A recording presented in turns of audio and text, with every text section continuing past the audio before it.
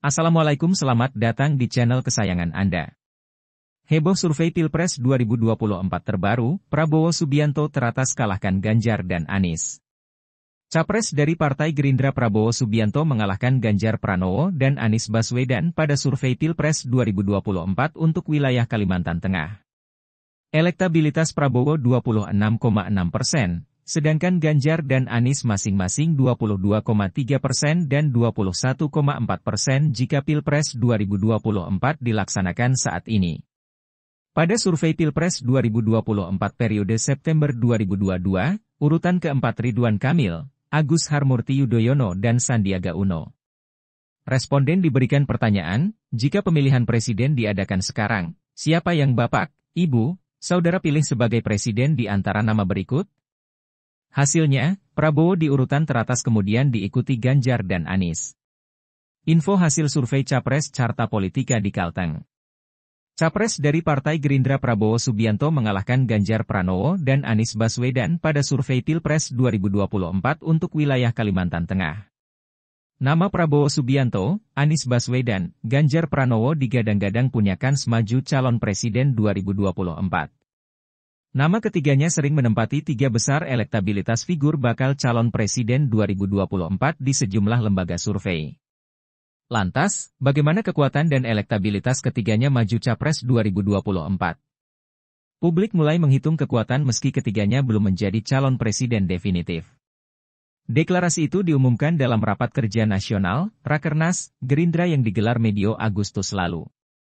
Dengan ini saya menyatakan bahwa dengan penuh rasa tanggung jawab saya menerima permohonan saudara untuk bersedia dicalonkan sebagai calon presiden Republik Indonesia, kata Prabowo di Bogor, Jawa Barat, Jumat, 12 Agustus 2022.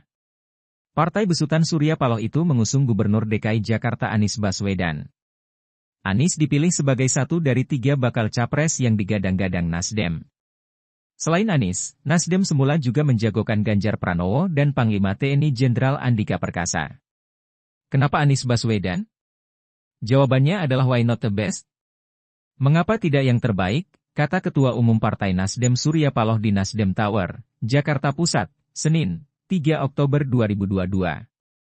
Grace menyebut, nama Ganjar terpilih melalui Forum Rembuk Rakyat PSI yang sudah digelar sejak akhir Februari 2022. Kendati mendeklarasikan nama Ganjar, PSI saat ini tak punya suara di DPR. Artinya, partai pimpinan Giring Ganesa itu tak bisa mengusung Ganjar atau siapapun pada Pilpres mendatang. Adu elektabilitas. Nama Prabowo, Anies, dan Ganjar memang hampir selalu masuk dalam tiga besar tokoh dengan elektabilitas terbesar menurut survei banyak lembaga.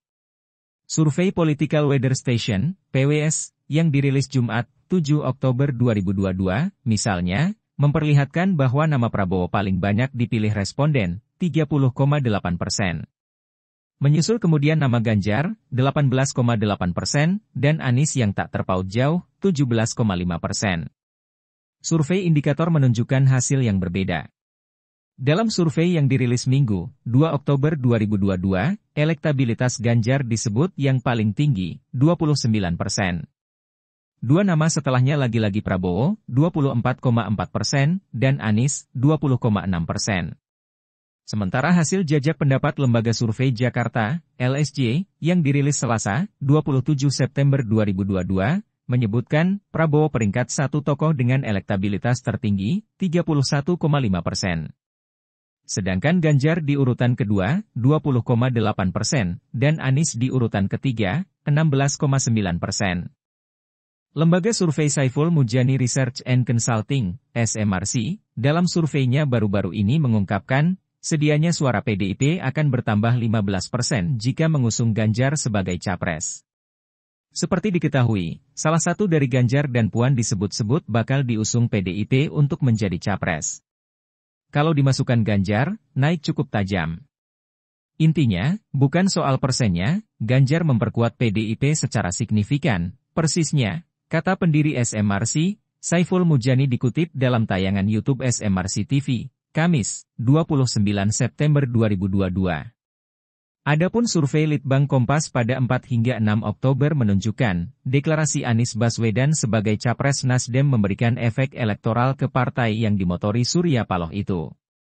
Siapa menang? Melihat situasi politik terkini, Direktur Lembaga Kajian Politik Nusakom Pratama Ari Junaidi mengatakan, tingkat persepsi publik terhadap capres bergantung oleh cara pendekatan mereka ke calon pemilih.